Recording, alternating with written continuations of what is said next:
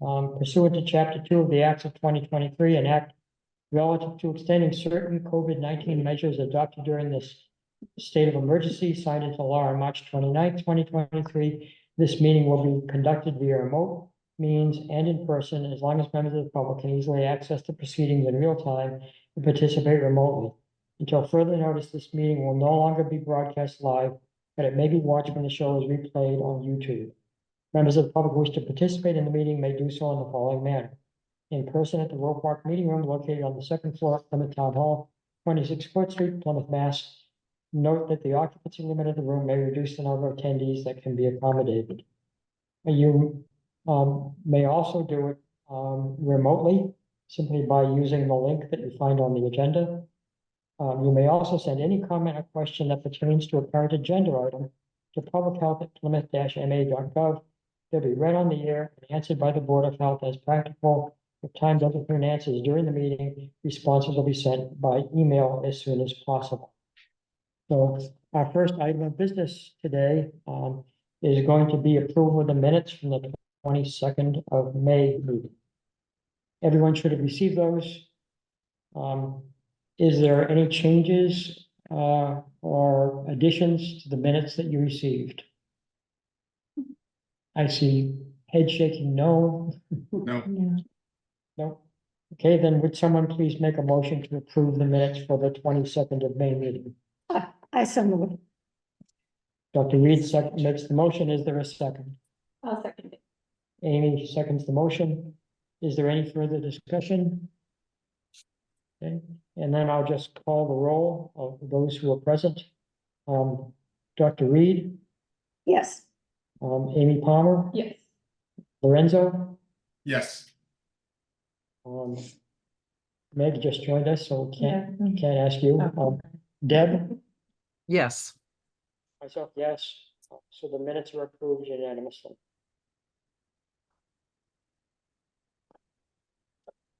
Next item of business on the agenda is the introduction of our brand new Board of Health member, Meg Payne. So Meg, could you give us a little information about yourself and your background, and we'll be sure to introduce everybody we can to you one at a time. Okay. So hi, I'm Meg Payne. I am the Director of Public Health and Provider Relations for the VNA of Cape Cod. I've been in the department for 9 years. And in my role, I manage our town nursing contracts with 15 towns right now. And so that does require me to go in front of different boards of health and select boards. And so I feel like I have a really good grasp of what's going on within Barnstable County and also on Nantucket. And I live in Plymouth. I'm raising my family in Plymouth, and I just really wanted to be more involved with my town on a personal level. And also I'm just really, public health is my passion. So, wanted to pursue that a little bit more personally in Plymouth. I also participate on all like the Health Agent Coalition meetings in Barnstable County, the Barnstable County Regional Emergency Preparedness meetings. You name it, we do a lot. Okay. Yeah. And which organizations do you belong to, MHOA, or which organizations, if any, do you belong to? That are public health related? I guess I don't belong to any. Well, we can arrange for that. Okay, so now I guess the best thing to do is to say welcome. We're glad to have you with us. We did try to get VNA Cape Cod to work with us, but all of a sudden they said they're no longer going to work with anything off Yeah. of Cape Cod and the islands. We did have contracts at one point with actually, we did have a contract with the town of Plymouth that was for TB surveillance only. And then we did have Kingston, Carver, Plimpton, Halifax, and Marshfield. At the start of COVID, we extended our contracts by 3 months just to help get over that hump. But then, yeah, Cape Cod Healthcare made that decision to kind of pull the reins in so that we only had Barnstable County and the islands.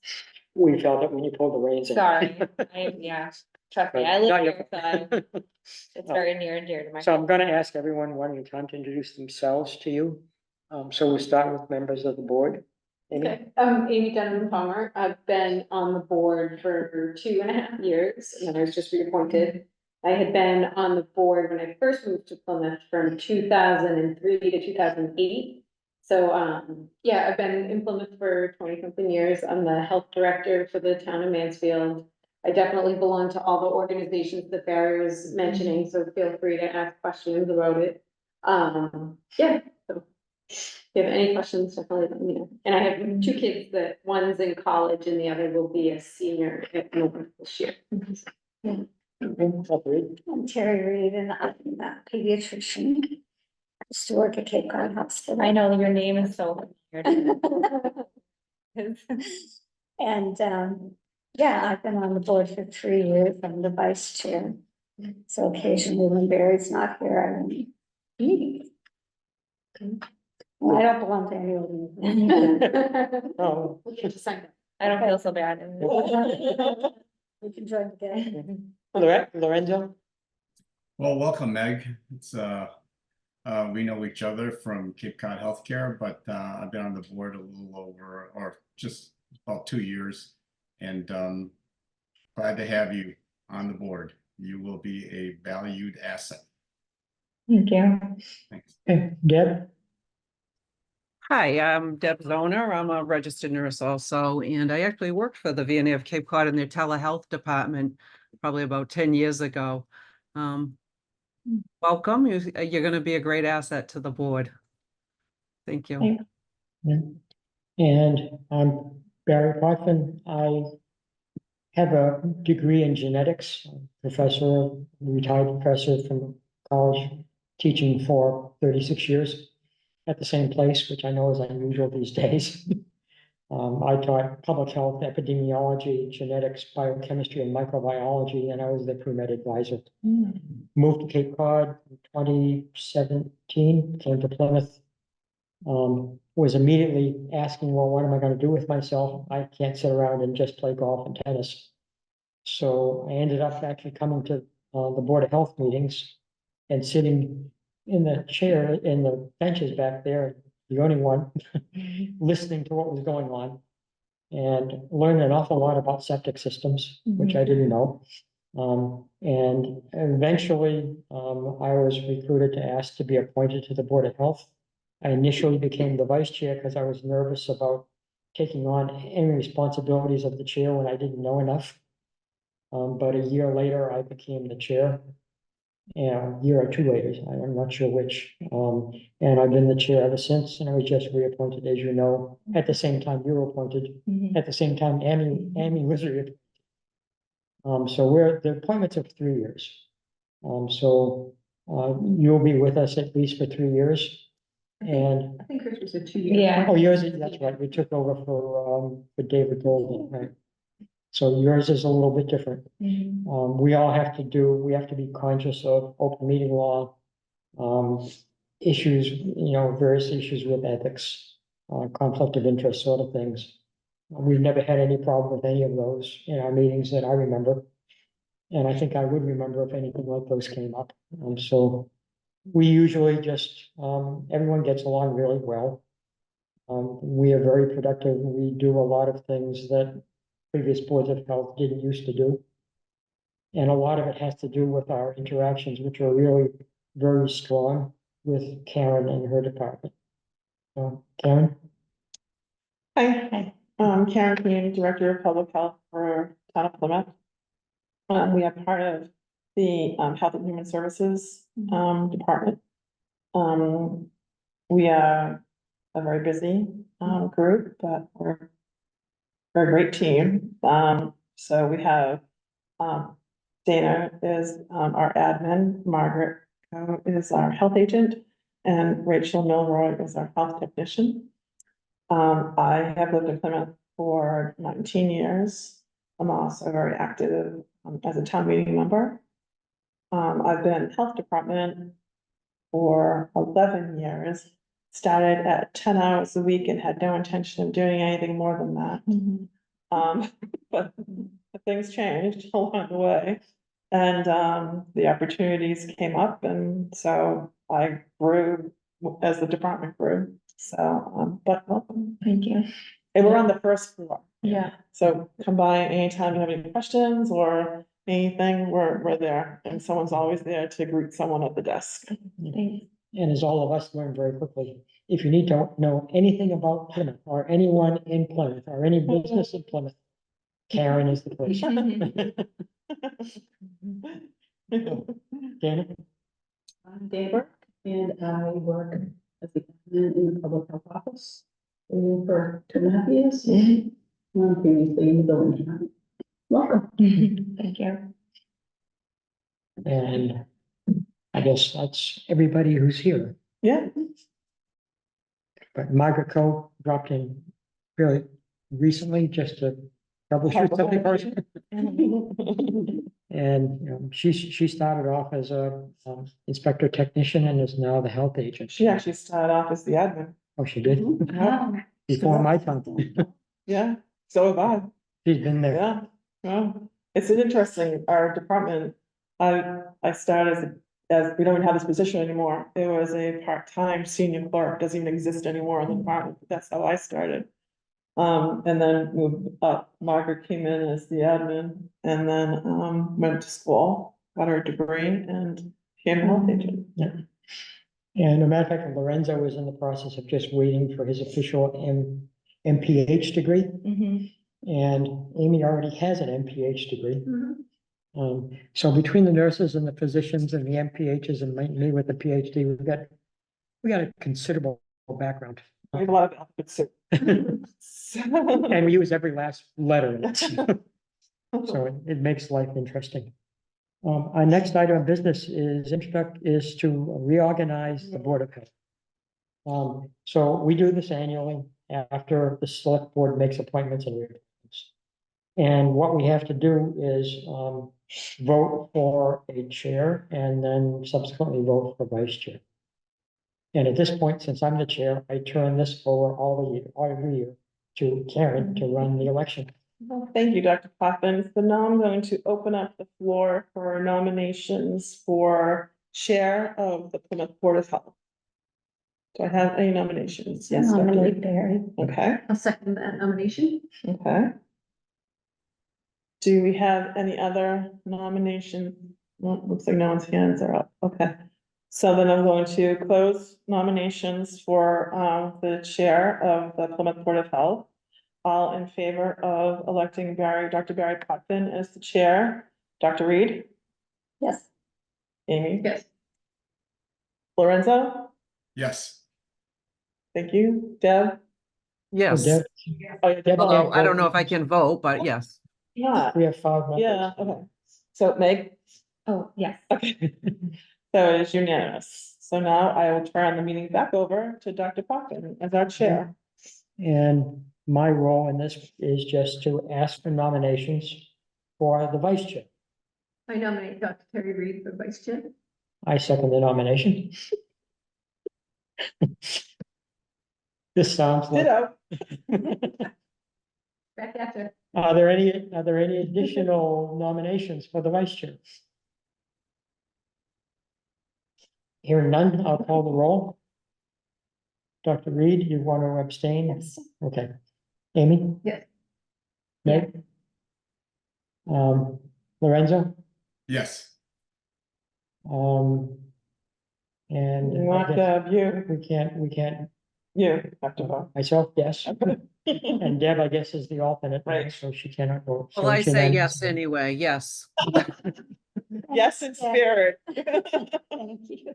We just can't record the vote if it's not. Very good. So congratulations to the continuing vice chair. Thank you. And thank goodness I have you sitting next to me. Yeah. So you can go on vacations. Well, and so you can go on vacation. Oh. And so once in a while, everybody can go on vacations, Yeah. but not all at once, please. Our next item of business is going to be septic variance requests for 29 Kristen Road. One of the Flaherty's I think here. Kevin's here. Yes, I'm Yeah. here. Okay. Hi, Kevin. Good to see you again. You Good can to see go you ahead guys. Thanks for having me. and So, proceed. Kevin Flaherty from Flaherty and Stefani, representing Luke Layton on 29 Kristen Road. where I'll share my screen if that's okay.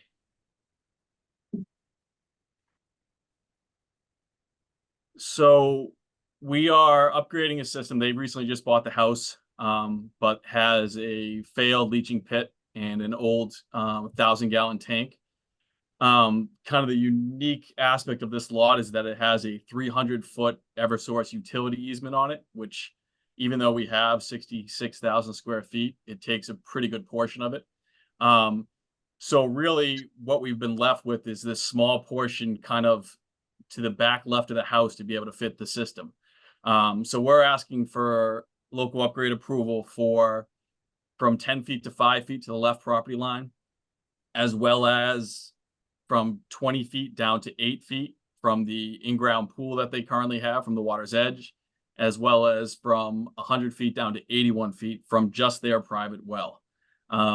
Really, this is kind of what was left. Kind of the policies has always been is try to keep any sort of new activity outside of the Eversource easement, even though if you look at the, the plan, it's, they have a significant other disturbance in there. It's just all that's pre-existing, which, I guess doesn't hurt anybody, but it's from a policy standpoint, we've always tried to keep everything outside of it. We're asking for that, waiver from the pool just because, again, it's right there and the only place we can go. We're actually putting in a 40 mil barrier as a kind of a protocol due to no, migration of effluent. And with that, I'd be happy to answer any questions. Okay, thank you. Meg, just so you, I don't know if you know this or not, but there are two sets of regulations for septic systems. One is local and the other is state. It's called Title V. And so when variance requests come in to us, we're able to grant variances if it's deemed appropriate for the local. And the local tend to be at least somewhat stricter than the state, especially in terms of separation distances from important parts of things that are on the properties. We cannot grant variances from the state regulations. No, because Title V is state, so these are Title V regulations. Yes, but So it's called the local upgrade approval. Yeah. Yeah. so, we can do that within the limits of our authority. I Yeah, think that's the yeah, way. but there are the local regulations and then there's the state Right. Title V. And when the Title V need a local upgrade approval, they come to the board to make that approval. So this is Title V regulation. There's also something that's called maximum feasible compliance. We use that all the time in Plymouth, simply because most of the properties in Plymouth are extremely small. And so, as Kevin can vouch for, when you try to put a new septic system and leach field in, it's very difficult to fit it in with all the distance separations that have to be considered. And so usually, I think almost always, there is at least some variance that comes before the Board of Health, simply because they can't put the system in and comply with all the separation distances and requirements without a variance.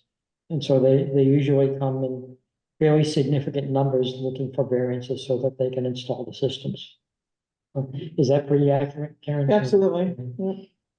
I didn't want you to be caught like I was when I first came to one of these meetings, like, what on earth is going on here?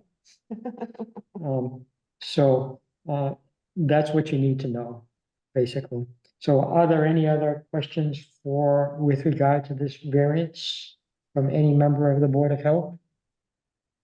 I have a question. Go ahead, Dr. Reed. Are there any abutters that have spoken about this? We've sent out our certified mailings to let the neighbor on the left property line know about the meeting. I don't believe there was, we didn't hear back from them, at least. I shouldn't say we heard from them at all. So, again, if part of the properties were joined at one point. So again, I don't think they have an issue, but we haven't heard anything from them. Okay. We do have one member of the audience. Are you here for one of the septic variances? No, it's not. Okay. Just checking. So I guess there are no abutters that came to the meeting? Is there somebody on the screen? Lorenzo? Yeah, I was gonna get to that. Just make sure there are no abutters. Lorenzo, go ahead. Yeah, My questioning is around similar to Dr. Reed's around the abutters. So certified mail, no response. That's our typical procedure. The 40 mil on the right side is you mentioned was to kind of protect the pool on the property, but no 40 mil on the left side to protect the pool that's on the other side. No, because we're outside of 20 feet. So the regulation states 20 feet. Okay. So as long as we hold 20 feet from the water's edge, then there's no local upgrade approval, needed at that point. And you're within, like, what's the distance between the existing pool on the property and On the neighboring property? on the leach field? So So for our client's pool or the neighbor's pool, client's pool. it's 8 feet from 20 Okay. feet. Okay. No further questions. Thanks. I was actually gonna ask the same question as Lorenzo just did. Because I was concerned about the separation from the existing pool. Kevin, you are doing this replacement, because something failed? Yeah, so they currently have an existing 1,000-gallon tank in a leach pit, as you can see, that's inside the easement back over here. They had a Title V done at the time of kind of conveyance of their property, and it was a failed leach pit based off the Title V.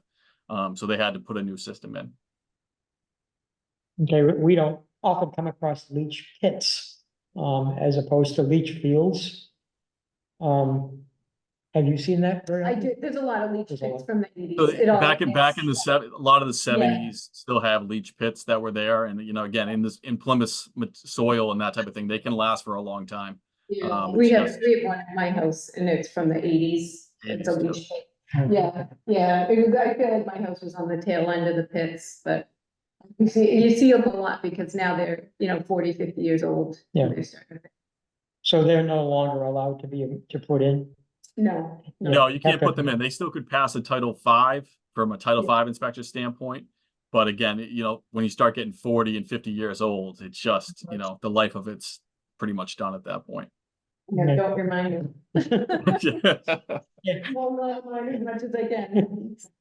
Who knows, you might be talking to Kevin. I know, well, I see him popping up in my neighborhood, so I know that it's only a matter of time. It does happen through neighborhoods. They all kind of go at roughly the same time, depending on the use and, what you've done to them.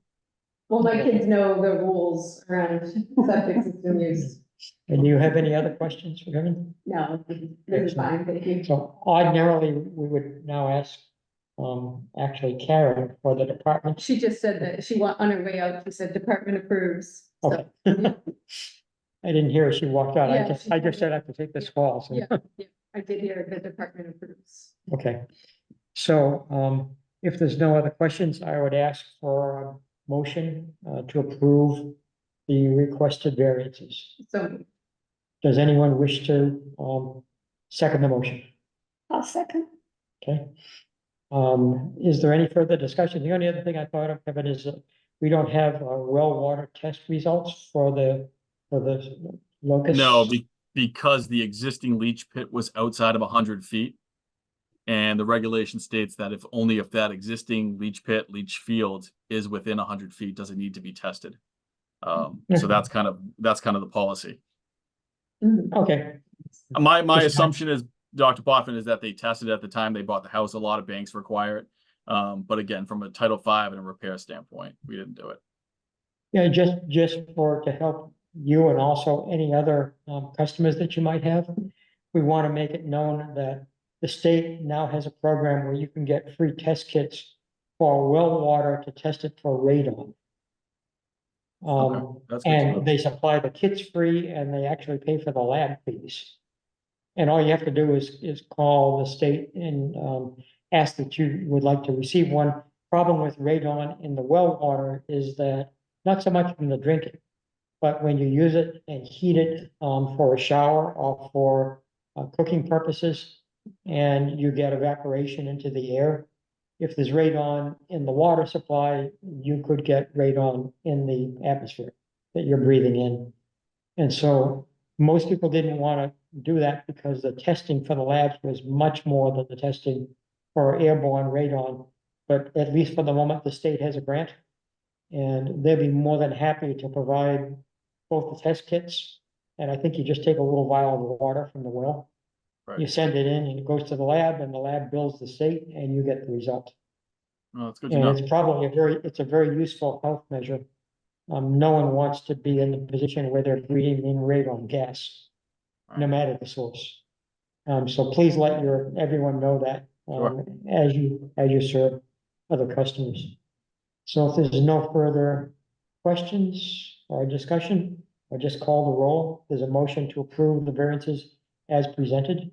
Dr. Reed, yes or no? Yes. Amy, Yes. Lorenzo, Yes. Meg, Yes. myself, yes. It's unanimous. Thank you. Thank you, but don't go away because I got the next one too. Yeah. you got the next one.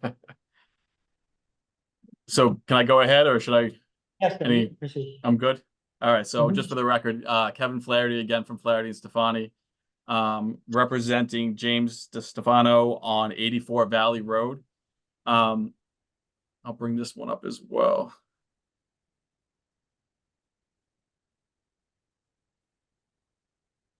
So, 84 Valley Road, they've owned the house for a long time. I believe it was in his parents' name before, so there was never any sort of upgrade to septic systems or anything like that. So they have an existing cesspool still located right here. So again, per Title V and per Plymouth regulations, it's an automatic failure. We're asking for kind of a number of variances to do the best we can on this small lot. We're asking from, again, a sideline property variance from 10 feet down to 5 feet over here. We're asking for a waiver from our well, which is on this side of the house, from 100 feet down to 50 feet for the leaching field, which is the bare minimum. And we're also asking a local upgrade variance from the abutting well over here from 100 feet down to 76 feet from that standpoint. We've tried to do the best we could to not impact anybody else across the street. The neighbor's well over here is at 100 feet. Their well is a little bit farther back into the property, so we were able to keep, enough room from that standpoint. But it really just, the only location it could go in was this location. And even with so, we're asking for the local upgrade of approval from a 100% system down to a 75%, capacity with the 25% reduction. Again, it's a little bit more than that. 25% is the maximum amount we can reduce. So again, we kind of maximize the entire footprint in any sort of leaching areas we could, but it just, without encroaching too much on the neighbor's property, and we can't go any closer to our well anyways. We're at the bare minimum, like I said. We needed to ask for that local upgrade approval. And again, we could have pushed it a little bit closer to the abutting property, but once you start getting inside 5 feet in the type of sand that we're in, becomes problematic with the excavator and things like that. So 5 is what we try to hold in these situations, especially when it's not a straight line. So with that, I'll be happy to answer any questions.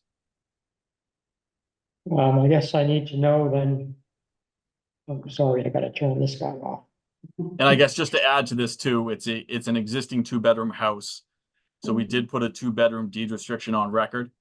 Okay. And we did test the well and it did come back without any issues. Yeah, we saw that already. Thank you. Thank you for doing that ahead of time. I guess you do that routinely. We've done a couple of these, yeah. Okay, so I guess Karen, it's not back to you. Know if the department had No questions as far as I know. okay. Never met any. Because generally speaking, as you know, Kevin, when a cesspool is involved, we are all in trying to replace cesspools as fast as is possible. Because they create quite a big problem for us in terms of environmental harm. So we're always grateful when cesspools are getting replaced. I'll turn this over And to, this one's it's not in failure either. It's still working fine from a practical standpoint.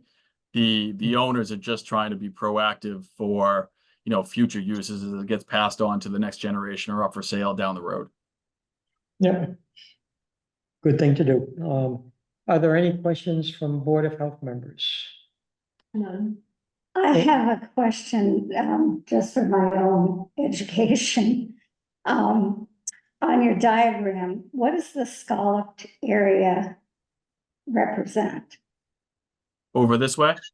Yeah, I'm sorry.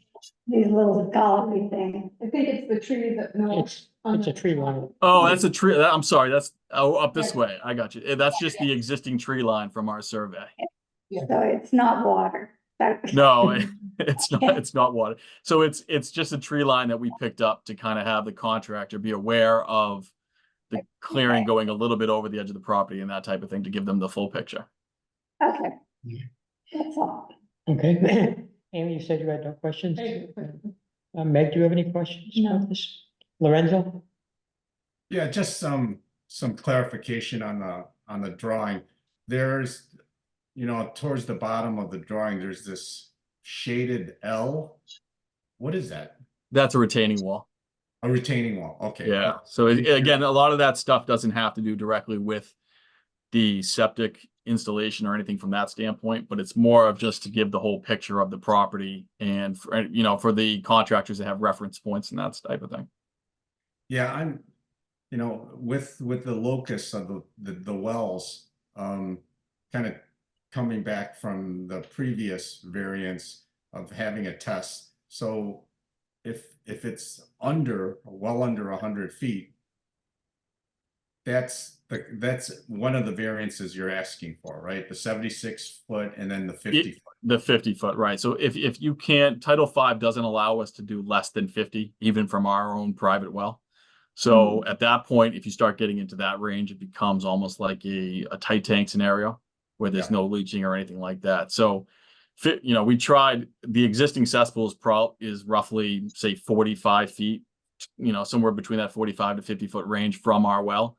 So, obviously we're making the situation much better by adding a tank. It's kind of an odd configuration because we actually had to push the tank beyond the leach field because, the neighbor's wells over here, the regulation states that septic tanks can be 50 feet from private wells.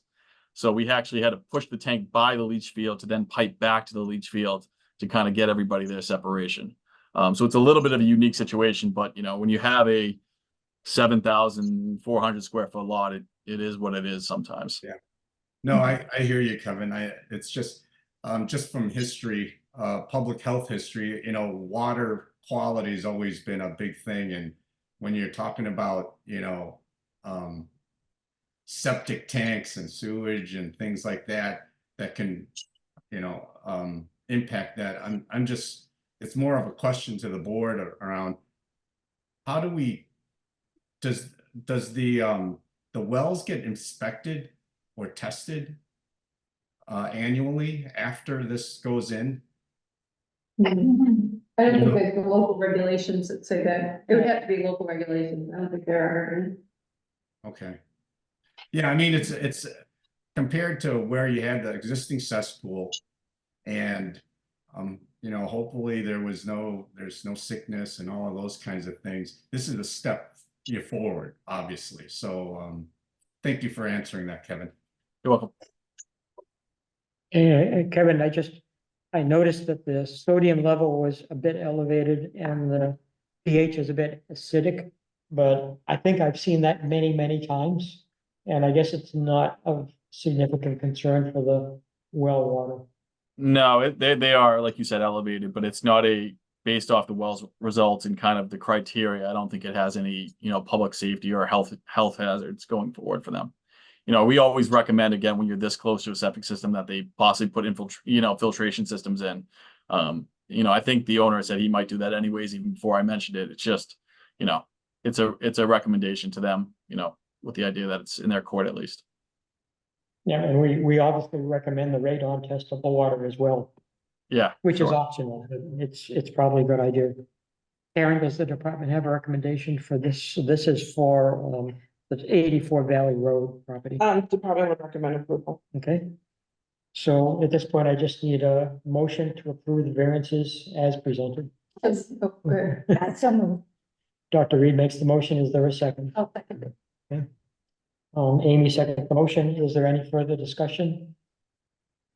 Are there any abutters present? I don't see any. Just not.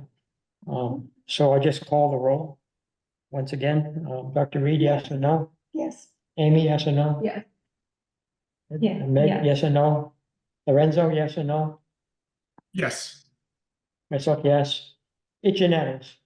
Okay, So you're That's you're great. 2 for 2 today. 2 for 2 today. That's good. Thank you very much, everyone. Take care. Next acceptance variance request is for 20 Poconocket Road, Dana Junior. Hi, Hi. can you hear me? Yes, we can. Hi. Do you have the plan there? It's Yep. a fairly straightforward variance. I'm looking for a variance. It's an existing 3-bedroom house, and we're gonna do a system repair. Oh, there it is. Perfect. And we're gonna do a system repair. We're gonna keep it as 3 bedrooms, and we're doing a geomatrix system that's allowed 5 feet to the foundation instead of 20 feet to the foundation, because from Poconocket, it's like a cliff right down to the front of the house. And the only flat area without a retaining wall, that's where we propose the septic system, the leaching area. So it's a very small flat area that we can just squeak out the system, but that area is only about 62 feet from the existing well on the site that is inside the house, at the back of the house. So that's the variance that we're looking for. It's 62 feet instead of 100 feet from the well on site to the proposed leaching area. I located all the other wells around on the neighbors, and they're all over 100 feet. Across the street is just over 100 feet at 109 feet. But I put a note on there, there's no other wells within 100 feet other than the one on the site. So we're really kind of shoehorned in here between all the other wells to keep 100 feet away from them, and this one flat area between the front of the house and a retaining wall. And I was just able to fit in a 3-bedroom geomat leaching area. So it actually works out pretty good. There's no pumps or anything like that. And all the other setbacks conform to what they need to be for this geomat system. So the one variance is just the 62.5 feet from the on-site well to the leaching area that's proposed. So this would be a good upgrade. It'll get rid of the existing pits. There's no groundwater issue, and it's all good sand there. Okay, thank you, Dana. Are there any abutters or butter notifications weren't required for this? They I weren't. didn't think so. The only one impacted is the homeowner. Okay. So again, turn it over to the board members for questions. No questions. No No questions. questions? No questions? Lorenzo, any questions? Yeah, Dan, you mentioned in your presentation that the well, the is inside the house. Yes. Some of them are inside the house over there. I found that when I was doing the research records. Is I don't know if they built the house around the well, or they must have, I guess. You must have, yeah. I've never really seen that before, but it's inside the house. Okay. All right. Thank you. All right, you're welcome. Okay, I have no questions, except we usually, especially when there's a failed system, request a well water test to make sure there's no hazardous levels of any chemicals or ions. We'd appreciate if you could get that data for us, if Okay. possible. Yep. And also, you may have heard us discussing it, with the previous applications. We want to make sure everyone knows now that there is a state-supported program to provide test kits for radon in well water, and it's free. They supply the test kits and they also pay for the lab fees. Oh, And great. it's Okay. It's probably a good idea, although it's not required yet, to Yeah. actually notify the property owner that that is an option if they wish to Okay. pursue it. Certainly, I certainly will do that. And as far as the well testing, would that be a condition of approval? In other words, I could install it and then we would get that information for you in order to get the certificate of compliance? Because I know they're trying to get it sold and kind of under a time frame a little bit. Plus, this should help out with the water quality also. Yes, the reason we ask for that is if there's a failed system, there's some chance that there's a issue going on with the drinking water supply. Yes, that makes sense. Yeah. We're just trying to be cautious to protect the public health of the people that are utilizing the water from the well. Ordinarily, most of the time, I believe this is true. When we ask for well water tests, the approval is conditional upon satisfactory results from the well water test. I think almost always we do it that way. So if we're not gonna do it that way, it'll be a board decision. So. In other words, I was just hoping to go ahead and build the system. So if I could get the permit and build the system and provide the well testing results in order to get the certificate of compliance, that would be helpful so that I could go ahead and build the system. Yeah. I see a shaking of the head when saying yes from our department director. Yes, Yeah. Dana, I can approve the plan with the board's vote and then won't issue the COC till we. That's fine. Okay, perfect. Thank you. You're welcome. So given that, I guess the last question is, does the department have a recommendation? We recommend. I get it. So if there's no further discussion, I'll just call the roll once again. Dr. Reed, Yes. Amy? Yeah. Meg? Yes. And Lorenzo? Yes. Myself, yes, it's unanimous once again. Thank you very much for Okay. coming in and doing the presentation for us. Great. Thank you very much for your time. I appreciate it. Okay. Okay. Have a good night. Bye. Night. Did somebody say something? Yeah. I thought it was copy. I thought I heard something. It's me. Oh, okay. Was there, not to, belabor protocol and procedure, but I don't recall there was a motion to grant the variance in a second. Did we skip that part? Did we make? I didn't think you voted on the variance, the one you I just did. thought we did, but we'll just do it again. Maybe we didn't motion for it. Yeah. So I'll make a motion to accept it. Mhm. Okay, is I second. is there a second? I'll just call the roll again to make sure we got it right. Dr. Reed, Yes. Amy? Yep. Lorenzo? Yes. Meg? Yeah. Myself, yes, so Thank you, Lorraine. I wasn't sure, I forgot. So thank We you didn't for catch that. holding us accountable. that's something that the person you replaced used to do all the time. David Golden was a stickler for detail. Next variance request is for the pool deck at the Plymouth Fitness Club. Oh, we didn't do that one yet? Yeah. Oh, yeah, that's Zach's. So we'll next do the 230 Roxy Cahoon Road septic variance request. Someone here to do that with us? There is. Good afternoon, everyone. My name is Robert DeWar here with Bracken Engineering, standing in for Zach Kaczynski today. If you don't mind, I'd like to share my screen. Let's see.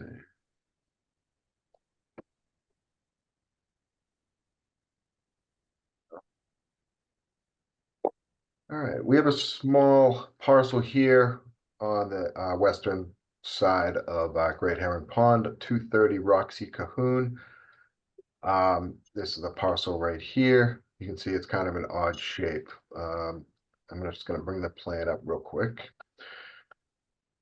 So again, we have this sort of oddly shaped parcel because of the layout of Roxy Cahoon Road. The parcel is about 10,000 square feet, just shy of that, 9,961. We have an existing 4-bedroom dwelling on the property that is serviced by a existing cesspool here. As Kevin mentioned earlier, that's an automatic failure. The town of Plymouth in this home was recently subject to a transfer of title. So we were hired to replace the system. So we have come up with a 4-bedroom system here tucked up into this corner. It gets us about as far away from everybody's wells as possible, with the exception of our own, as well as the well here at 14 Lake Avenue. In addition, so we have a 16-foot variant or reduction in setback for an 80-foot separation to both wells, trying to keep them as separate as, as far away as possible. Because of that, we do require a 4-foot reduction in distance for a 6-foot setback for the layout of Roxy Cahoon Road. And then also finally, we do require a 5-foot setback reduction for the distance to the house. It does have a full foundation, so typically it's a 20-foot minimum. We have a 40 mil impervious liner here, approximately 5 feet outside the system, between the system and the foundation. We have sent out a certified letter to the owner of 14 Lake Avenue for his well testing to let them know we need to do that. We have not heard back yet, so we're going to have to, continue to try to contact them. And then once that happens, we're going to test both wells simultaneously. So we'll have to follow up with that information either prior to hopefully the disposal works application or the certificate of compliance. So with that said, I'd like to open it up to any questions. So that's the only abutter concerned with this application? It is, yeah. We've managed to get it outside all the other well radiuses. It's only this 14 Lake Ave that's going to this, this corner kind of comes in this side right here. Okay. And that abutter is not joining us remotely, I assume? Okay. I guess you have to keep trying to contact them. Actually, he doesn't. I know, I was gonna say. He doesn't. He's already done his due diligence. Okay. Yeah. If they don't reply, they don't reply. Yep, they've had their opportunity. Okay. Yeah, I mean, I think if I don't hear anything back, I mean, I literally, I'm just gonna knock on his door and see if anyone's home and just, explain the situation and if he'd like us to test it. But, as Karen said, we have done our due diligence on it, and we, at the very least, will provide testing results for our own well. Okay, well, thank you. Any questions from board members? No, Dr. Reed, no? Okay. Lorenzo has one. Lorenzo has a question. Go ahead, Lorenzo. Thank you, Robert. I have a question regarding the 40 mil that you put in. Sure. I've seen a handful, what is it, 4 variances here. Some put it in, some put it out. What was the reasoning for this? Is it because you're within the 20 feet of the house? Correct, yep. Okay. That's just to keep anything from moving. It's really sandy soil here, so we don't want any kind of sideways transmission of the effluent through the soil towards the foundation. Yep. Okay, thank you. Okay. Meg, did you have any questions? No. I have to ask. Is there a departmental recommendation? Yes, the department would recommend approval. There are several, as you can see, requests from the engineer, but in light of the situation that's there and that this would be a great improvement, we would recommend approval. Especially true because of the presence of a cesspool, I'm sure. So in that case, I guess what we need is a motion, and the motion would be to approve the requested variances subject to satisfactory well test results. So moved. Motion is by Amy. Is there a second? I'll second. Dr. Reed seconds the motion. Is there further discussion? None? Okay. Dr. Reed, yes or no? Yeah. Amy, yes or no? Yeah. Meg, yes or no? Yeah. Lorenzo?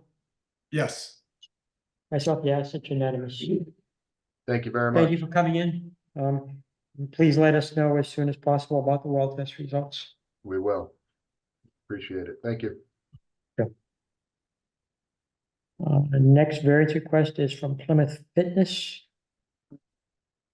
Curtis Larson, location is 16 Alden Road. Is Curtis with us? Oh, okay. What you were here for?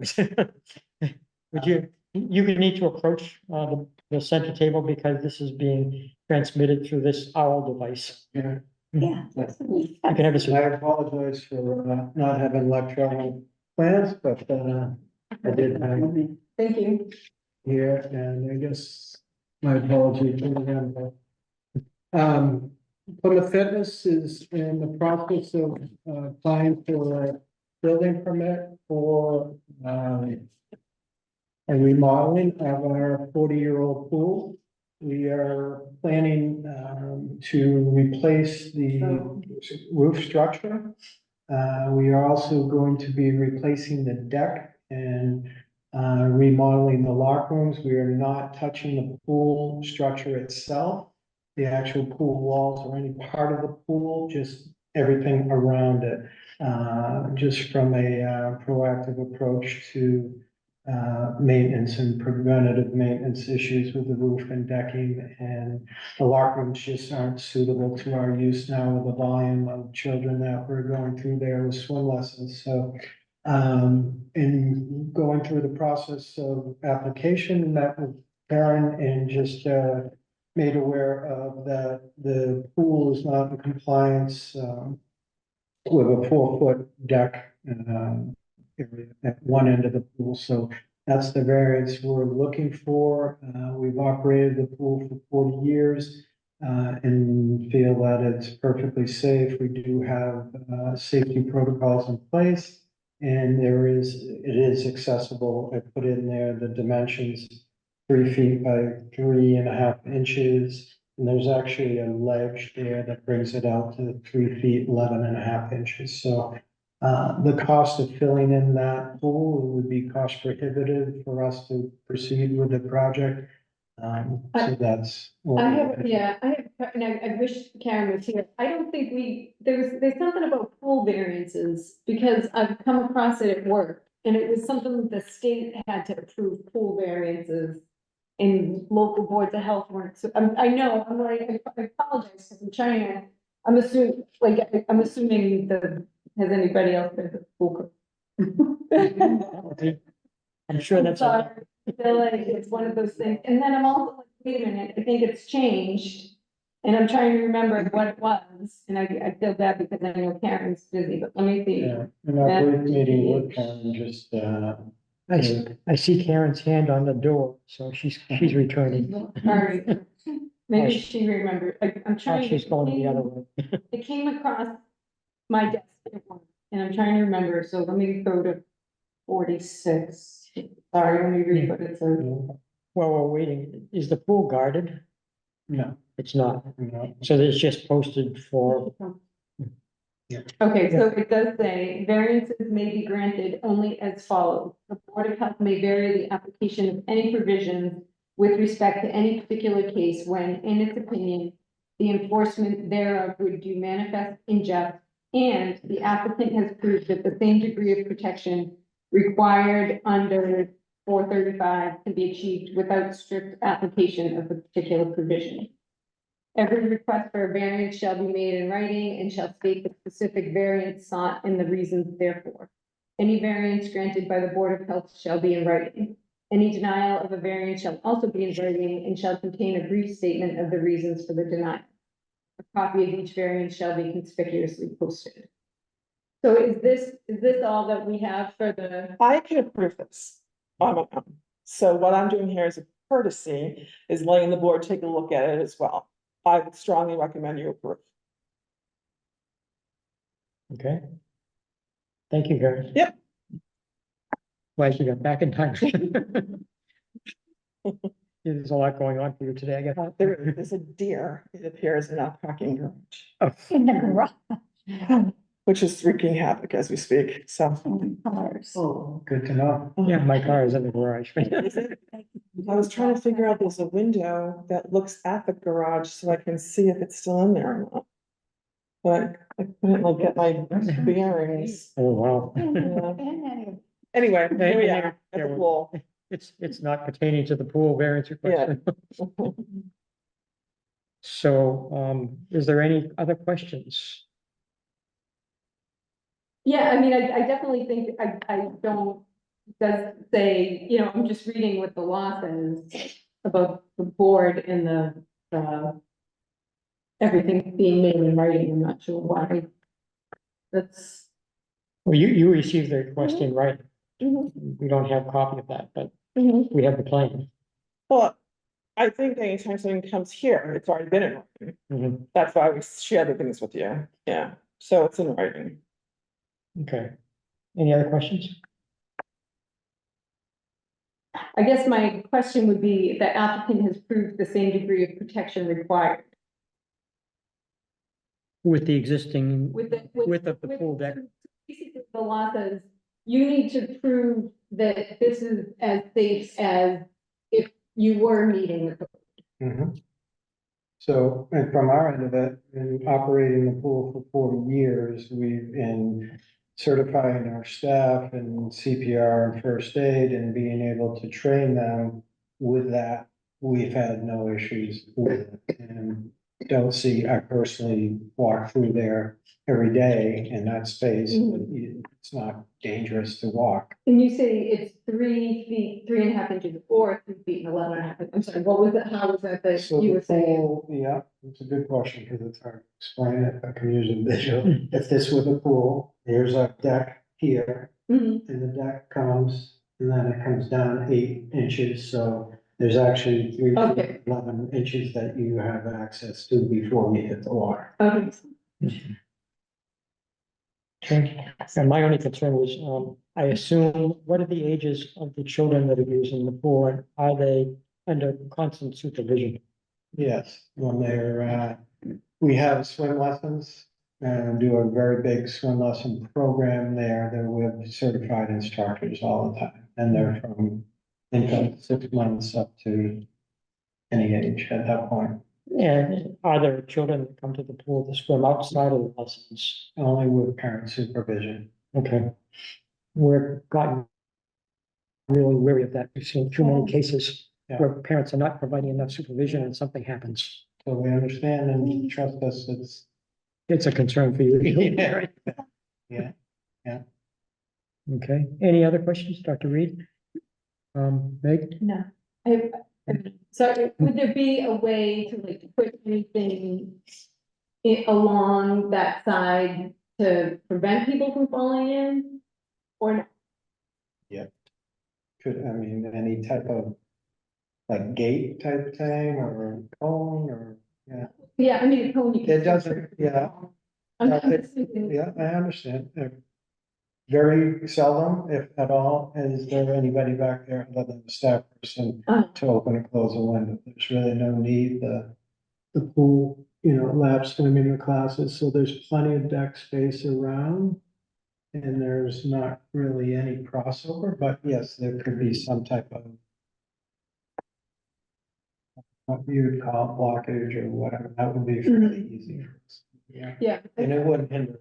Yeah, like if you, I mean, even if you, put things here, so kids can't. Yeah. Cause the 4 feet is just so that they don't trip and fall. Yeah. Happy to do that. Yeah, it might be a good idea. I'm a swimmer and I do use the pool at the Pine Hills. And currently, at the end of their pool, there is a replacement of deck material going on. And so what they do is they just block off that part of the deck so that people don't go there. And that seems to be adequate to protect them. Interesting. That's a good idea. And so, I assume there's enough deck space around around the sides and the other end, so that it wouldn't create a problem for occupancy. No, it wouldn't be a problem for us. I think that probably would be a reasonable safety measure to take. Thank you. So, would you agree with that, Karen? Yeah, absolutely. And we also inspect pools. So we can also make this notation onto their record, and then when we do the inspections, make sure that the safety precautions are still being met. Okay. I think we still have to ask Lorenzo. Do you have questions, Lorenzo? No questions. Thank you. Okay, so I assume, well, you can correct me, Karen, that we need a motion to approve this variance subject to some system being put in place to restrict access to the pool deck that is too narrow. And then you can send us a photograph, that's fine. Okay, that ought So- to solve the problem. Yeah, so Amy makes the motion. Is there a second? A second. Dr. Reed makes the second. Unless there's other further discussion, I'll do it in reverse order just for making sure I have a little variety. Lorenzo, yes or no? Yes. Meg? Yeah. Amy? Yeah. Dr. Reed? Yes. Myself, yes. So with that one condition, we approve. All right. Thank you very much. Thank you. Thank you. Next variance request is for a grease trap variance for the Anejo Mexican restaurant on 51 Main Street. Is there someone here? Oh, hello. There is someone here. Here, just have a seat. Sure. I don't have answers for you. I'm guessing that's my plumber Kevin. Oh. Kevin's iPhone. I make the drinks. He roasts them. So who's gonna do the presentation, you or Kevin? Yeah. Karen, can you hear us? If you can, please go ahead with your presentation. Looks like he's on mute. He's muted, yeah. Hopefully he can hear us. Are you looking for Kevin guys- Sullivan? Yes. Yes. We're up to the grease trap variance for your restaurant, and we just need you to present the variance request to us, please. Sure. The Anejo restaurant, or Anejo is attempting to open a new restaurant at 51 Main Street. It was formerly the San Diego's. When it was San Diego's, it had one passive grease trap on the triple base sink. And I understand that it created some issues with the sewer because it wasn't collecting enough of the grease, the fats, oils, and grease. In the design of the new restaurant, we've put in one automatic Big Dipper grease trap on the triple base sink and for a hand sink in the kitchen. And then we added two passive grease traps, and that's what the variance is for. The passive grease traps are being used, or hopefully being used, because they have to be suspended under the floor in order to connect to them. And by suspending them under the floor, it doesn't give us enough room to use an automatic grease trap. And what are those ones attached to? The passive grease traps. The passive grease trap. So the first one is connected to the dishwasher, as well as a floor drain and a pre-rinse sink. And the second one is it connects everything in the floor sinks in the bars, which is anything from glass washers to ice bins to blender stations. We basically figured out a way to capture all of it and get it all into a grease trap. We don't expect a lot of grease to be generated at the bars, but there was some current concern from the town engineer and the sewer department that they wanted to capture what little it did create. Okay, that makes sense to me. Yeah. All those white Russians, all that heavy cream. Going down the bar. yeah, that would cause the grease. Yeah. Karen, was there an issue previously with grease being emitted from San Diego's that caused the problem? But they're not alone. That whole downtown area is going on the side of the sewer department. I did reach out to both the sewer department and engineering to get their feedback on this variance. They both approved, however, we agree with the sewer and engineering department that instead of having a quarterly cleaning of the passive grease traps, we would recommend a monthly cleaning of the passive grease traps. Okay. Kevin, is that acceptable to you? Yeah, you're paying the bill. Checkbook.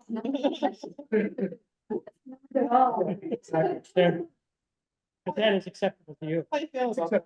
I think that, Kevin, maintains all of my restaurant properties and we kind of go above and beyond, in all of those departments, at my other locations. So, I'd rather be safe than sorry, and certainly we want to contribute, any grease to the, water systems. I'd be happy with that. I mean, is there any consideration to split the difference and go from quarterly to, no? Yeah, well, I'm still one member, I'm only one member. Well, that would be pretty much, at least initially, up to what Erin and her staff thinks is gonna be sufficient. And apparently it's already gone through the sewer department for a recommendation. And that's the recommendation for monthly? That was monthly. It was, and what we can do, however, though, is we can track That's how it's going on a monthly basis, if we really do see that, why, you know what I mean, why it's not the volume that we anticipated, then we can certainly adjust that for you. Yep. I think that's fair. Yeah, based on the menu, there probably is quite a bit of grease and fats and oils For sure. involved. Yeah. Um, They'll probably be cut by the automatic. That's why, That's what makes. that's why Mexican food is so good. We're gonna suck up the grease So on is, it, please. as far as, like tracking, is that something that Kevin and I can get together and fill out some kind of report every month? Well, you have to anyway, Okay, it's part of your review packet, okay, that you have to have a monthly, you have to have tracking of all of your grease traps. okay. So what you will share with us is who is going to be doing that maintenance, and then we can take a look at the volume that it's generating from those. And then after 3 months, we can revisit it and take a look. Okay. And at that point, does it have to come back to the Board of Health for revision? You can make that part of your motion, that as long as we do see that the volume is not what we first anticipated, then we could allow them to go to a quarterly basis, and I would, of course, run that by sewer and engineering before I did anything anyway. Or could go to bi-monthly instead of monthly, I suppose. Yep, but Whatever is I think you should necessary. start with the monthly though, and Okay. see how it goes, for See sure. if it goes and step it up. Yeah, absolutely, Feedback. yeah, absolutely. So when shall we anticipate, I know, waiting.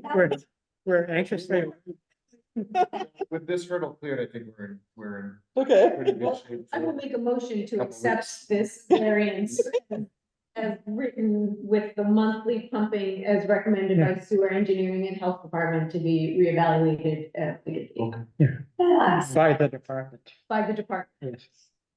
And should we also include in the motion that the department has the authority of the Board of Health to alter the schedule, or do you want it to come back to the Board of I Health? think the department, no, yeah, I mean, you guys go by like a certain amount of, yeah, They know. yeah. they know. So the motion is to approve, Yeah.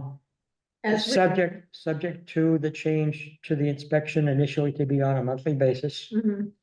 which can be changed at the discretion of the department, subject to their inspections. Yeah. That's my motion. Okay, And I second. okay. There's a motion before the board and has been seconded. There is any further discussion by anyone on the board? Especially anybody that's a lover of Mexican food? Nothing, Meg? Lorenzo, anything for you? No, Okay, nothing further, Dr. Reed? No. Nor myself either, so I just call the roll for the motion with the conditions. So Dr. Reed, yes or no? Yes. Amy? Yeah. Meg? Yeah. Lorenzo? yes. Myself, yes. So it's been approved. We look forward to seeing you at We do. manning the bar at the restaurant. To be a part of the downtown restaurant community, it's, and the space is awesome, it's coming together right now. So, You do own, how many other restaurants do you own? You own one near Falmouth, I so believe? this will be my seventh. Wow. Seven. Wow.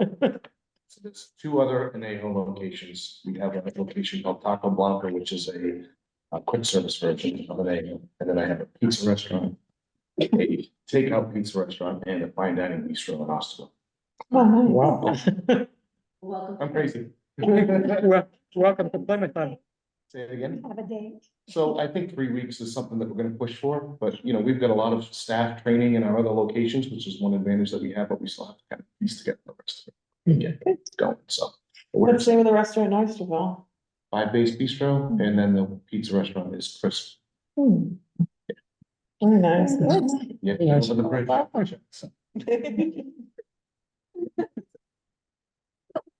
Love you in September. Okay. Thank you for coming in. Thank you. Good luck. I'm sure the business will thrive here in Plymouth. Thank you. Thank you. Thanks for having. Okay. And the menu was on the variance request. I inspected it very thoroughly. Wow. Okay, so the next item of business before us is a brief presentation about vaccine. Yes, we're gonna change the subject a bit. Okay. From variances to talk about, some health issues that are of great concern to public health. And that has to do with. I did. Was it the font? You see, if you go back to the screen you were on. It looked like that, yeah, proceed, yeah. This? Oh, so That's. no, I just, because it looked like there was more space to move up, but I don't think, No. yeah. No, And I did open it for this. it's not opening. Okay, well, I can start there. There it is. That is it. Heat stroke. We're doing vaccines first. Wait. Oh, okay. My little, so I put it in red because I wanted to alert everyone to the fact that this is a serious problem that actually has caused a very large outbreak of measles. Where'd it go? I don't have to share it. Can Lauren? It's on, You can it's do on it. the screen. If you just do slideshow from beginning, it should do it automatically for you. Lorenzo raising his hand. Yes, Lorenzo. Yeah, it's, I was gonna just mention it's not being shared. Yeah, it wasn't screen share, that's what it was saying. We see it, but they don't. Okay, how's that? There you go. You Yay. can see it now? Okay. If you just do PowerPoint slide presentations from Send it to beginning, people. you'll get it. At the top, it should say, I'm on the first. Yeah, but up at the top where it says slideshow. there's a slideshow at the top usually. Yeah. Where is it? Oh, it's on my screen. Well, we can just keep it like this. Yeah. I usually go bottom right, right, yeah. Oh, you mean the here, where? Yeah, the one, move over to. I think it's that, yeah, I think. Oh, down here? No, No, up a little, you were out on it. Right there. Nope. Oh. There you go. Now it's working. Now every time you click it, it'll go to the next slide. Can you see it, Lorenzo? Lorenzo, can you see that? Okay, I can see the presentation. thanks. Okay. So, I wanted to mention about measles outbreak, which, has occurred in 22 states. And it has affected 151 people. Now, this resurgence is a resurgence of what used to be, or what we considered an eradicated illness. And for a lot of us, it hasn't been around for years. In case you don't know, you get a very red rash with it. So again, the reason I used red, because I wanted to make people realize there is a big danger when you get these illnesses. And I think that, next slide, please. I think the big cause of it is because of vaccine hesitancy. So people are not vaccinating their children in a timely fashion, and I see this with pediatrics a lot. They are either hesitating or they're refusing to give these recommended vaccines. And we see this especially in the kindergarten group. I don't see it as much in the babies. People eventually get around to it, but there's a lot that I see in the kindergarten group where they just basically say they're not going to do it at all. This leads to population immunity gaps. And what does that mean? That means that previously half of the population was immunized well. And with these hesitancies, we've developed a group of people that have not been immunized. And so there's a gap in immunity. And people from foreign countries come to us with these gaps as well and bring some of these diseases to us. So we're starting to see this more and more in our population, and then that leads to outbreaks like the one that we're seeing now in the 22 states. 65% of people that get measles get hospitalized. And you need to think about the economic risk that this can cause. So it's not just, I don't want to do it because I don't think it's safe, but it causes time away from work, it causes time away from school, and they can be dangerous. People can die from them. The safety issues really should not be an issue because the FDA, the CDC looks at all of these immunizations and approves them. And they are really, they've been around for years and years, these vaccines, and they have been shown to be safe to people. So the excuse that it causes autism, it causes all kinds of interesting things is really not been proven. So that's vaccines. Did you have some more on vaccines that you wanted to talk about before I did the Well, you'd have to stop the screen share and I would have to screen share. So oh, you're gonna screen share. So- Okay, so can why you not- get Can back? I just ask a quick question on that? Is the 151 of those children hospitalized, adults, a mixture? It's primarily children under 18. Thank you. yeah, so do you want to finish that or should I? My next is heat exhaustion, so Okay, so we'll have to go to this. Can you stop the screen share for that? Yes. shouldn't be able to. Do you know what the vaccine rate is in the town of Plymouth? In the town of Plymouth, Yeah. or, well, you'd have to say which vaccines, but I don't have those. I know, do we keep those? Yes, we do, because in kindergarten, they require them, Yeah. so, No, like, so we would know how many kindergartners were vaccinated. yeah, Okay. Yeah, we could search MIIS Yeah. yeah. and look for age You have to groups. stop that screen. But what share. you're not gonna really know, to be honest, Still on. sometimes is who didn't. Yeah. Yeah. Yeah. Yeah. And a lot, You and just have to the hit reason stop for share homeschool if that's all. you're saying.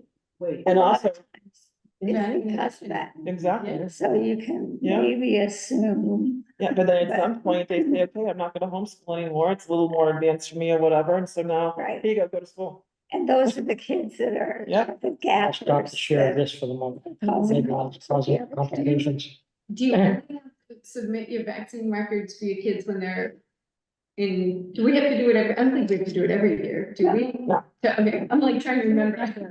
No, but you know who does, it's interesting, because I asked this question today, camp. Can't require it. Yeah, so we do camp inspections, Right. and we have to do a random selection of both staff Yeah, and campers. Yeah. And look for those, to make sure they have those vaccines. and the worst is when the staff There it is goes. older. We're and good doesn't now. have the vaccines or the I vaccine know. records, then we're I like. didn't seem to want to do you it. have to put something. Yeah. There's a good chunk of those camp populations that aren't actually like residents of Plymouth, Yeah. Mhm.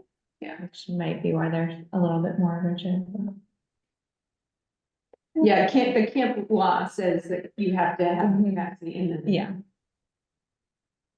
Okay, so what I did was I looked kind of more broadly and, let me see if I can get this to work better.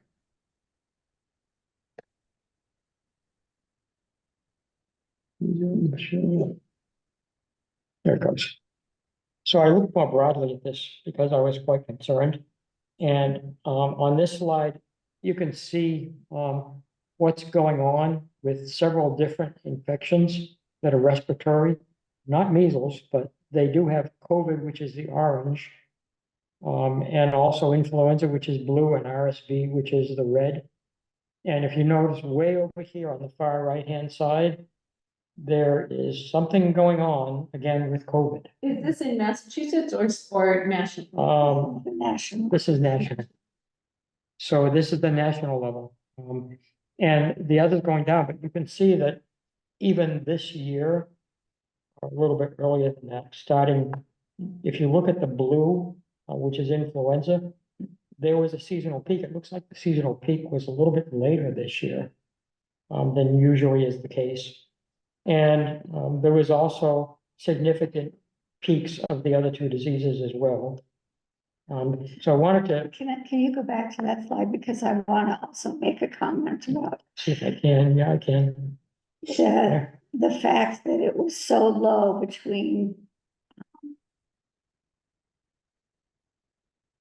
Oh, I thought that was 2020. My glasses aren't working, never mind. Well, it was low at it was low when people were actually staying in their homes and wearing masks. That was gonna be my comment, but this data. What doesn't show what that caused was lack of exposure to the infectious agents. You know, looking at this and thinking about COVID and seeing that spike in the summer, last summer, in July and stuff, that's early. Like, if you look at wastewater data for this general area, we're much lower. So that you're talking like southern winter, you know, everybody's going inside for their air conditioning on that, but I have seen, you know, knowing the local wastewater, like last April through July was much lower than, and right now, surprisingly, we have higher concentrations. We're kind of like more in last fall concentrations than we were last summer concentrations. Yeah. Yes. And I can tell you from personal experience, because I just came back from European river cruise. Met someone who was coughing and sneezing, and there were very few tables available for breakfast. So she asked to sit with myself and my wife. And I was a little nervous about it. She said, I already tested for COVID, I'm negative. My brain, of course, is saying, you can test negative and 2 days later, you're positive. But it was impolite to tell her that, please don't. And sure enough, within about 48 hours or so, I started feeling a little affected, but I wasn't really horribly sick. But I'd gotten a new vaccine, booster shot of the COVID vaccine just 2 months before. And I was pretty soon, I was fine. So that was not a problem for me. We didn't have test kits with us, but we came home and my wife got really severely ill. So she probably got it, if not from that person, secondarily from me. And I was protected, but she didn't get the extra booster and she got it much worse, and we tested with the kids at home. And I had a very weak positive test line, but hers popped up like that. So thank goodness she's okay again now, but there was another couple down the street from where we live, same thing happened to them. So again, on cruise ships, you have an issue, because there's a lot of people in confined areas. And while we were there, they actually announced that they're having an issue with intestinal illness on board. And I'm sitting there thinking to myself, oh, now they got norovirus here. And fortunately, I don't know of anybody that got that, because I think they were confined to their stateroom. And who knows where they got it from. But this is why I'm concerned about this. So this is fast facts about global measles. It's highly contagious, as Dr. Reed always said, causes serious disease and sometimes deaths. As Dr. Reed said, it's safe and effective at preventing it. It's among the most cost-effective vaccines, so it's really inexpensive. But millions of children worldwide have missed measles vaccines, and as a matter of fact, other vaccines, childhood vaccinations. It's extremely contagious.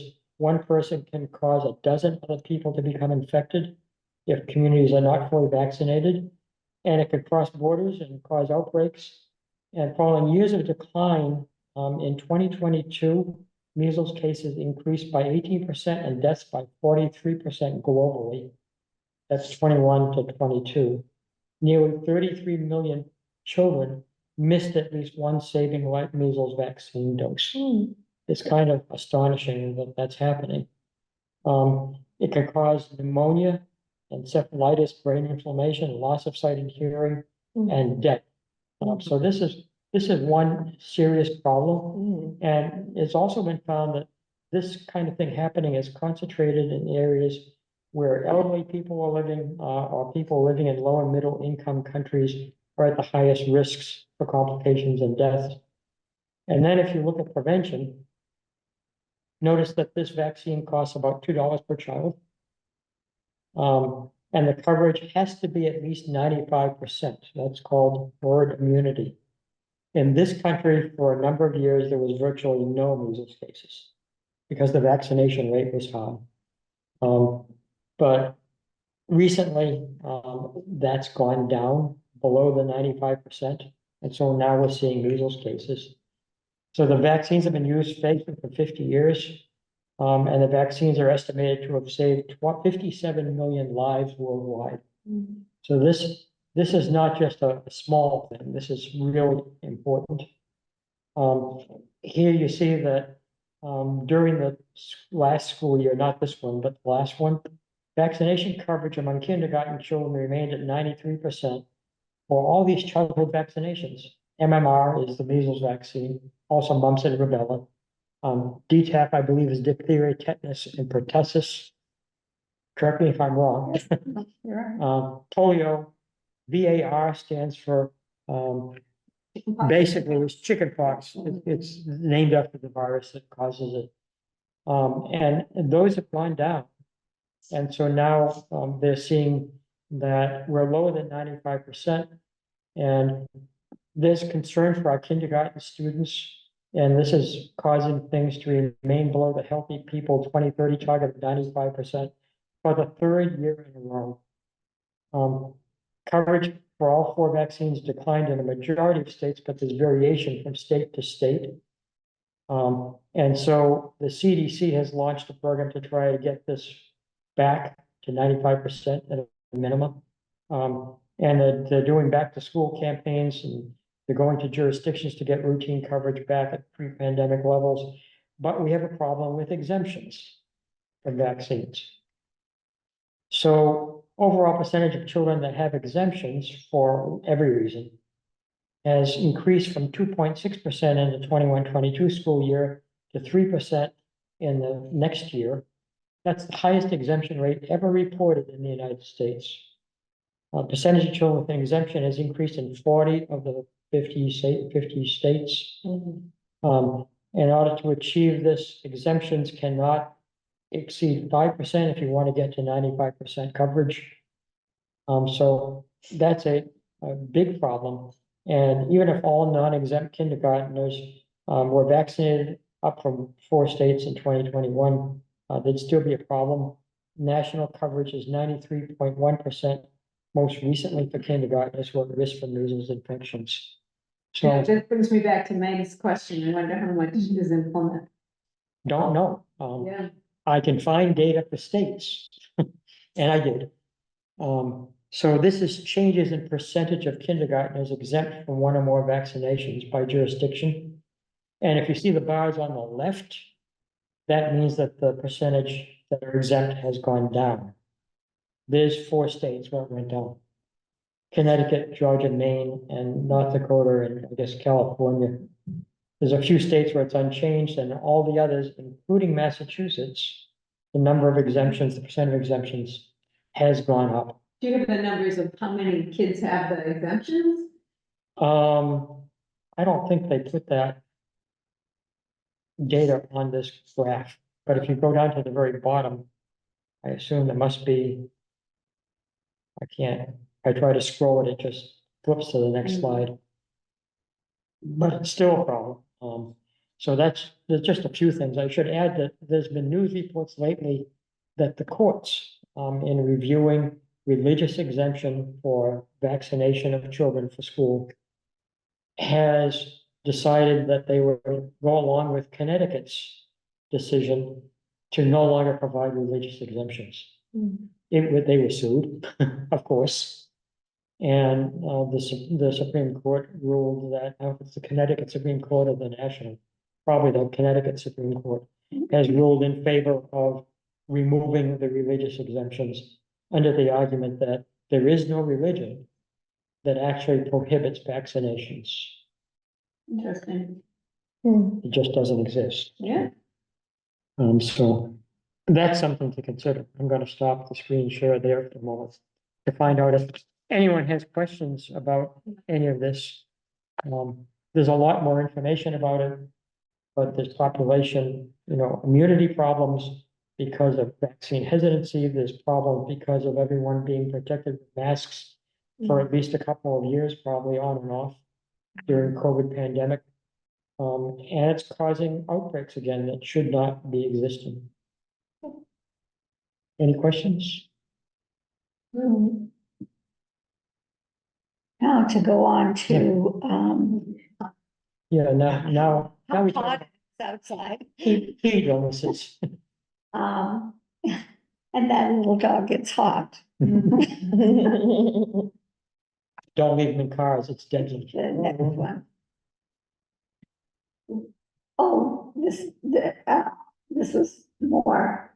So about, if you look at this, they looked at the, people that did get measles, and you can see that 83% of were unvaccinated or unknown, so that's definitely, and as I mentioned, it's under 18, so it's 5 years worse than under 18.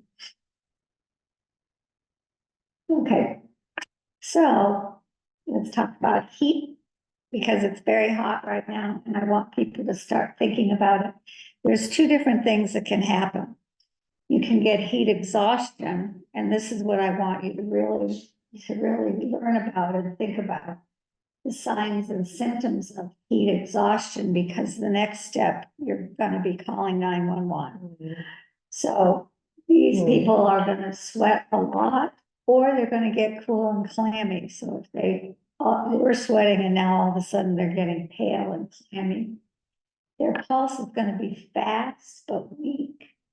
And that's different than what you're gonna see with heat stroke. They're gonna get nauseated or feel like they want to throw up, or maybe even throw up.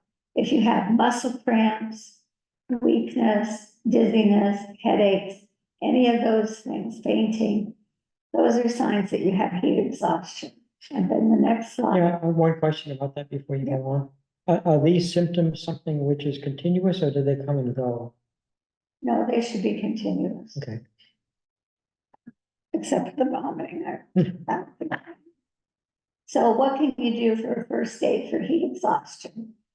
If you see somebody that has the symptoms, or if you have the symptoms yourself, move them to a cooler place out in the sun.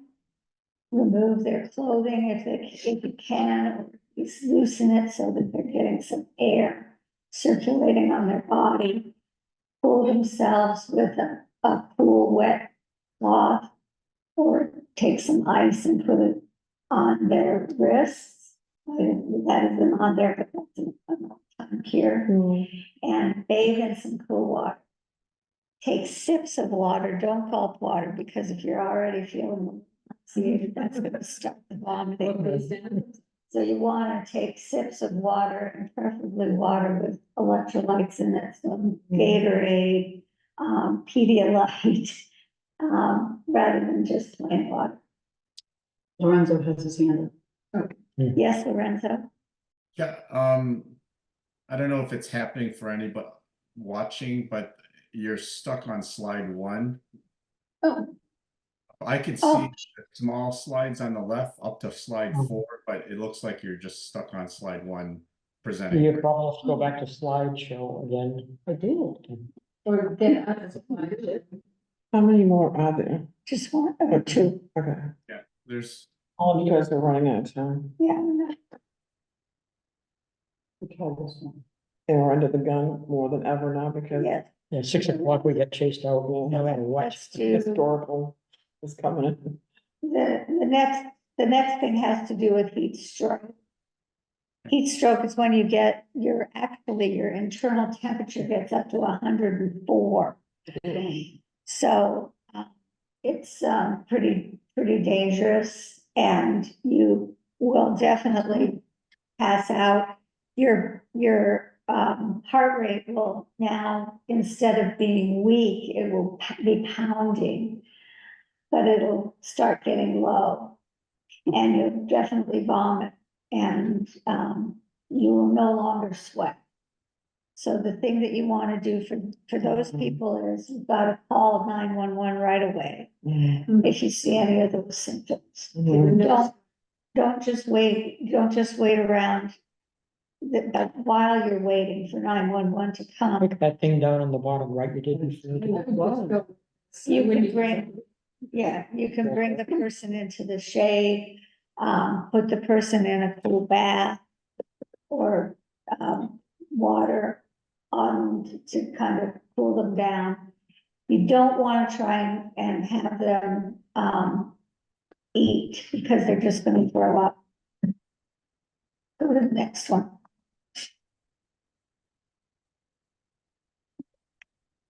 So don't force them to eat, to drink, because they're gonna just throw up, but really get them in a cool place, and don't hesitate to call 911, because as you were mentioning, when you get it, it happens fast. Yeah. And when it happens fast and your temperature goes up to 104, you can have a seizure. So you want to be taken care of quickly. Yeah, I have some other slides, but I'm not gonna do them because We're under the gun. we're under the gun for time. I just mentioned that I've personally experienced both heat exhaustion and heat stroke in the south during the summer. In one case, it was in unheated, unair conditioned taxi cab in Charleston, South Carolina, with my mother-in-law. My mother-in-law looks at me and said, "You all right? Your eyes are rolling back in your head." Never good. And I said, no, I'm not all right.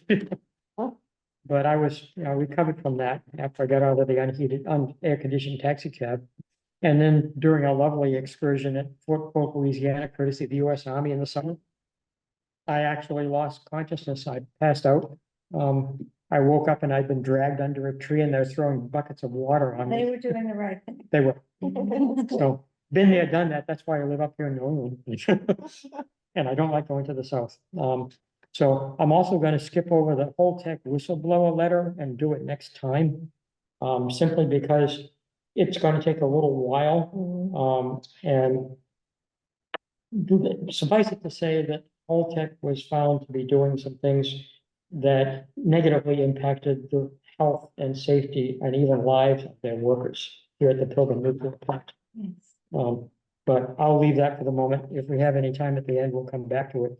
Karen, can you do a director's report quickly? Sure, absolutely. It's actually only one item tonight, but it is something that the group has been asking about, and it's what Plymouth did with their opioid settlement money that all towns have received. We wanted to let you folks know what we did. So anyway,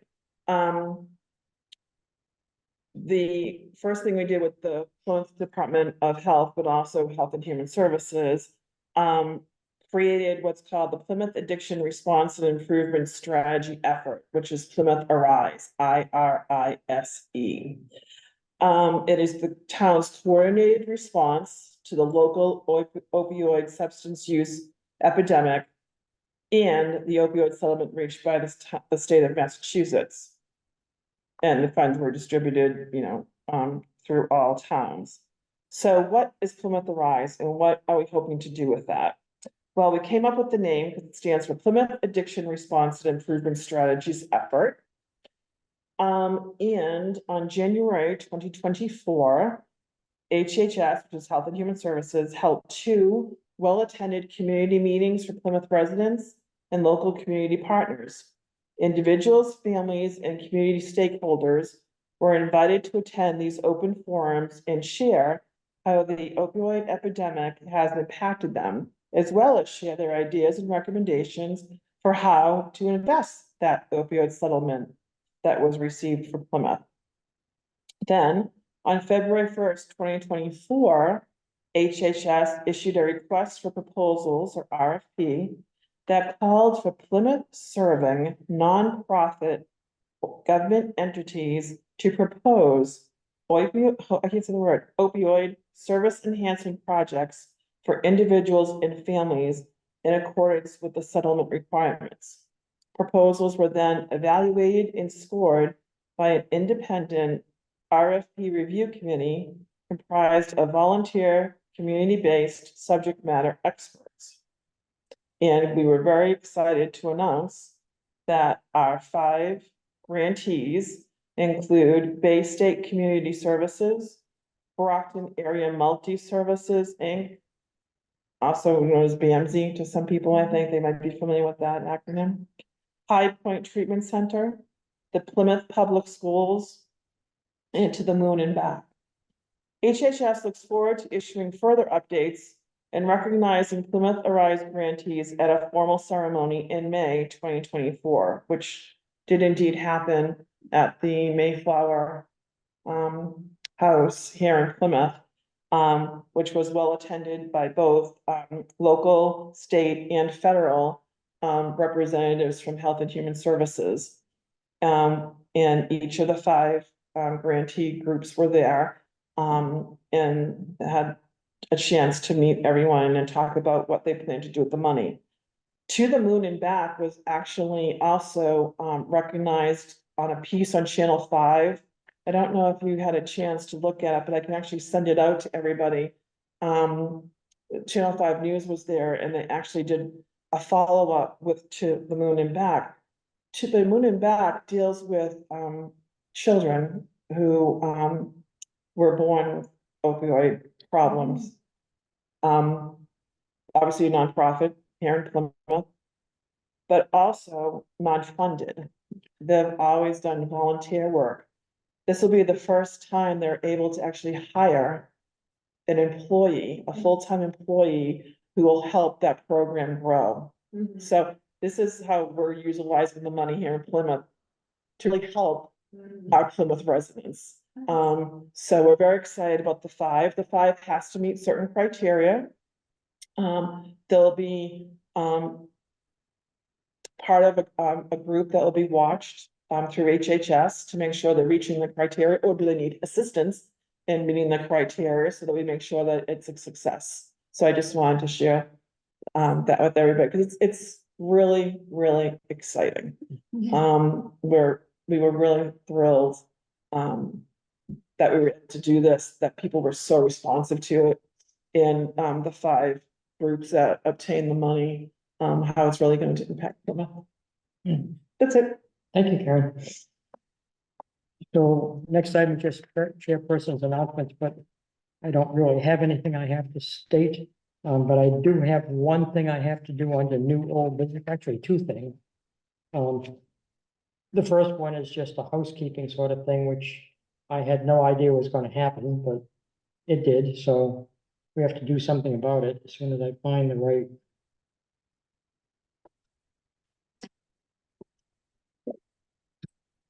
It goes way down to the bottom.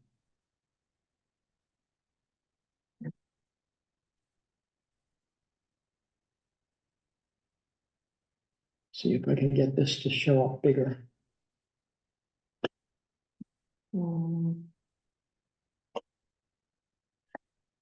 Guess it's not going to. In spite of, it seems to be slow trying to get this thing to work for some reason. Don't know why. Anyway, I'll just read this to you very quickly. I sent out fairly recently a copy of what's called the intermunicipality agreement for the Public Health Excellence Shared Services Grant. While it wasn't on the agenda to approve for Wednesday, we have to address this briefly because we really need to take a vote just to approve it.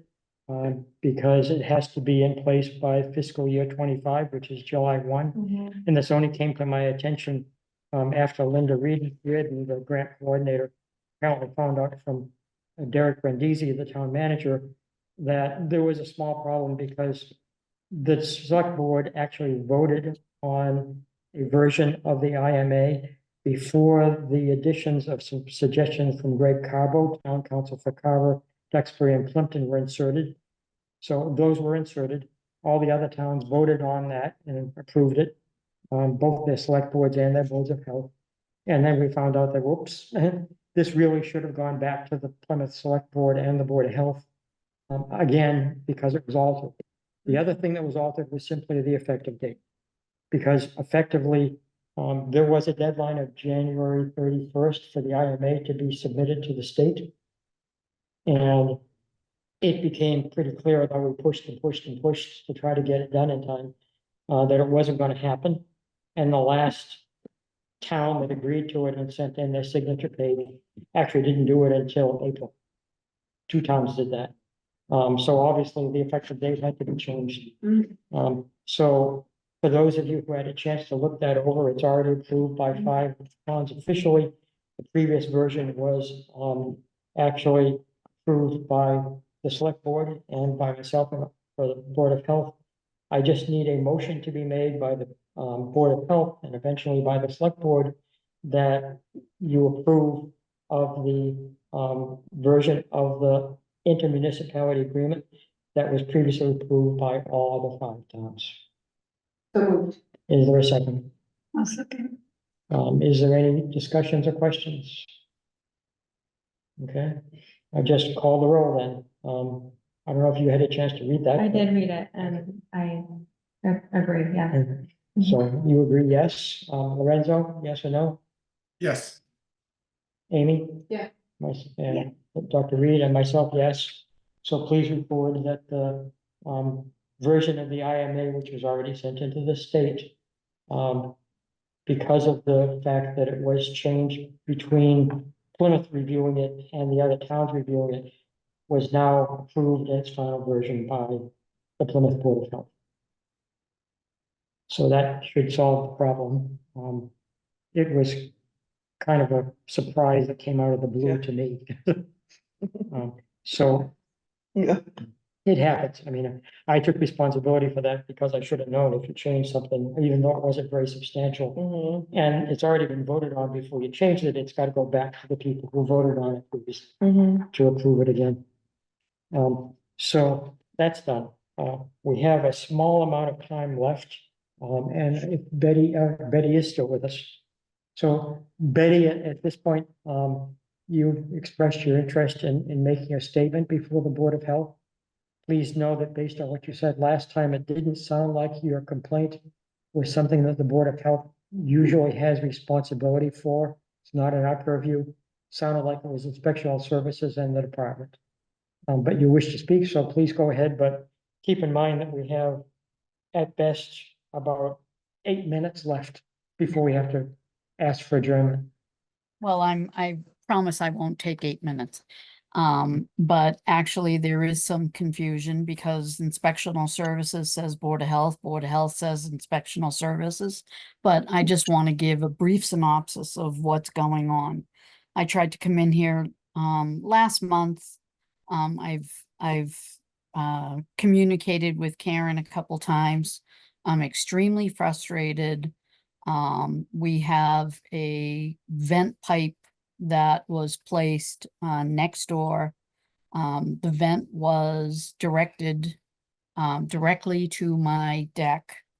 And I just want to preface that I have had 7 eye infections in the past 2 months and with 7 rounds of antibiotics. And it's not allergies and it's not, you know, it's not what I hoping it was, but I do believe that there are certain things being emitted out of that vent, although they did just change the cover. They put a cap on it, so it still comes directly to onto my property. So, I mean, as far as I'm concerned, this is no different than Holtec, you know, evaporating waters or something like that. Not the past tenant, but the tenant before. And the past tenant has said that the vent is in the basement in a small space. The sewer line broke and it was in there. that there has been asbestos that's been disturbed. And there's definitely mold and mildew. Now, I have lived here. I'm 62 years old. My parents built this house when I think it was 1970. So never had any issues. That vent went up. I've had issues with what's happened in the neighborhood, and so have the rest of the neighbors as well, but that's a whole different subject. So I'm perplexed. I don't know what to do, but I do know that I cannot go out and sit on my deck, and I won't let my kids or my family go out there without having some ramification of what it is. It runs 24/7. It's loud enough that you notice it. So I don't know where to go from this point. All I know is that I've been here for 50 some odd years, and now I can't even go and enjoy my property anymore. Okay, Betty, let me just clarify something. This is a problem that we have all the time here in Plymouth. The Board of Health in Plymouth is very different than the Board of Health in many of the other towns and communities, simply because we are fortunate enough to have a public health department. And so the Board of Health, obviously, as you know, consists of 5 uncompensated volunteers. And we are not responsible and have never participated in any kind of inspections. That's part of the department's responsibilities.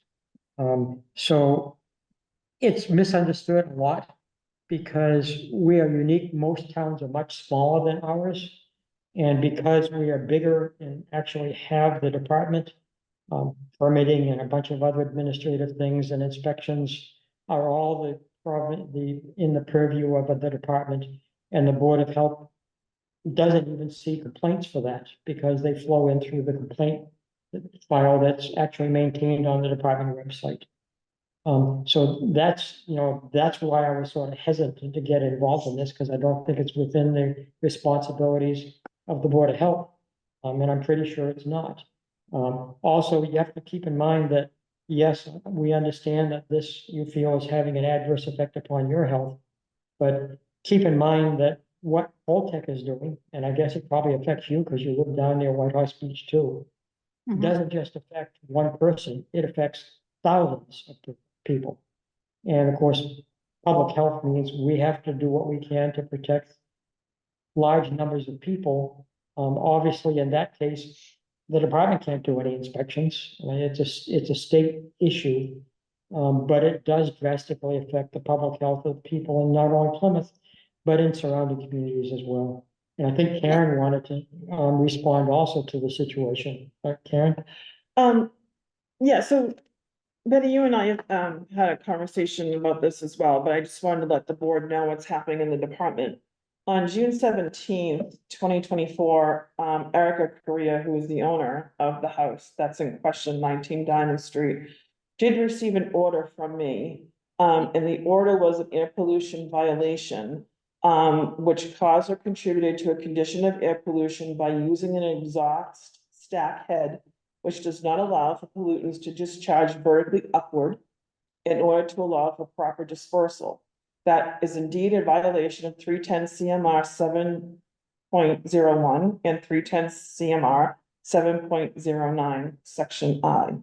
Specifically, the stack head on the exhaust stack comes out at an elbow, which causes pollutants to exhaust horizontally towards sensitive receptors, which means other people. The compliance action was within 7 days to remove the elbow at the top of the exhaust stack to allow for better dispersion and compliance with the CMRs, which I just mentioned.